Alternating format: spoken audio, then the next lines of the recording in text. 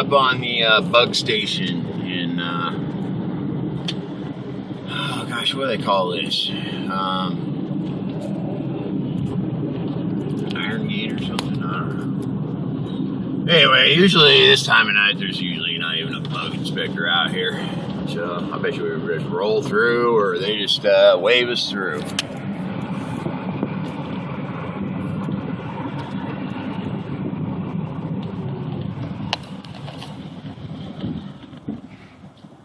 Hello. Good evening. Good evening. Go ahead, sir. You have a good night. Yes, you too. Take care.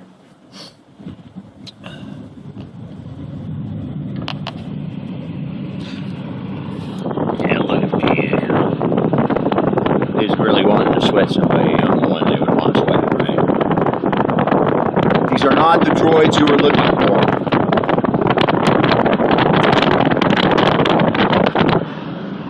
You may go about your business.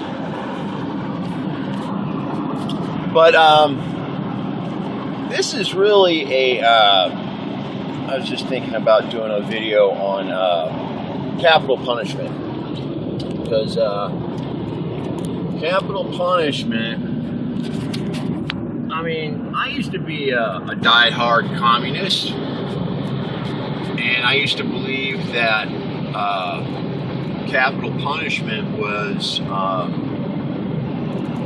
a good thing, that, if a murderer, it comes from the good book, right? An eye for an eye, tooth for a tooth. Muslims believe that as well. In fact, Muslims actually take it a little further.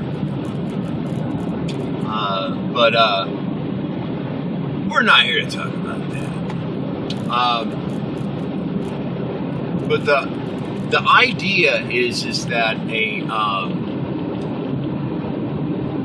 somebody who perpetrates a violent crime on an innocent victim, how they should be,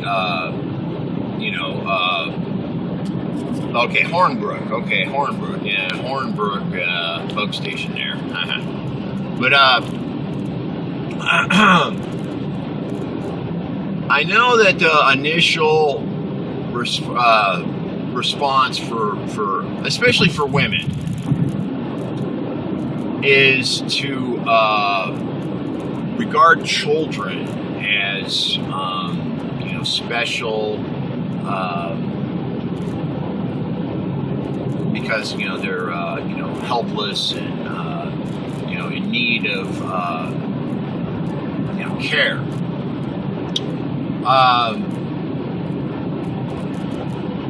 Now, that's not to say that men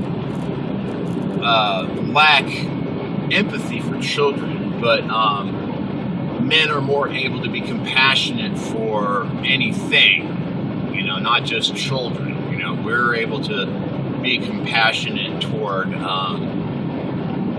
any age person. And that's something that, or that's a gift that males have. They're just. I've seen very few women that are as compassionate as males. So, women may say that emotions are one of their stronger suits or whatever, because maybe they're more apt to show emotions like crying. Kind of interesting thing is from Uber Facts on Twitter was that if you cry, that releases more endorphins than I guess if you get violent or just yelling and screaming. But anyway, capital punishment, yeah, it's I don't know, it's I think that society, when we say, oh, we got to do this for the kids, whether it's because of pot, like I've read a few stories up here in Oregon, where rural communities are concerned about the proliferation of collectives.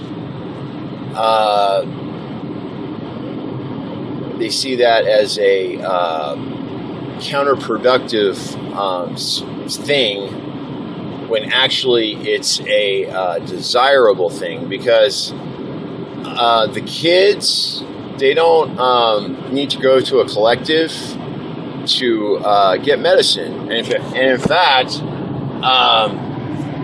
when I was camping out on Elk Creek, you know who my hookup was? Yeah, the freaking high school kids. Yeah. They were my connection while I was when I was not able to go to a collective to obtain my medicine. So it's really funny if we actually. So in my situation in Siskiyou County, because there was no collective, no regulated means of access, the teenagers were providing my medicine, and I think that has to do a lot with economic need and the lack of opportunity for teens in Siskiyou County. But and I'd like to change that. We need to start a regional occupation program, so we can start teaching these teens real trade type skills, that they can use